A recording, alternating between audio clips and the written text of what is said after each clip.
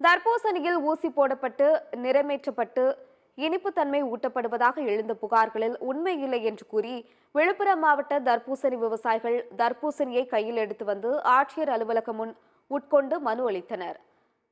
உணவு பாதுகாப்புத்துறை விவசாய நிலத்தில் நேரடியாக வந்து ஆய்வு செய்ய வேண்டும் என்றும் இதுபோன்ற தவறான வதந்தியை பரப்புவோர் மீது உரிய நடவடிக்கை எடுக்க வேண்டும் என்றும் அவர்கள் கோரிக்கை விடுத்துள்ளனர். உணவு பாதுகாப்புத்துறை அதிகாரிகள் அதை அறிந்து அதிலே விஷம் கலந்துள்ளதாக கூறியதால் மாநிலம் முழுவதிலும் தர்பூசணியை வாங்குவதற்கு கூட வியாபாரிகள் வராமல் எங்களுடைய தர்பூசணி டன் ஒன்று 20,000 ரூபாய் விற்று கொண்டிருந்தது. இப்பொழுது 4,000 ரூபாய்க்கு வந்துட்டு.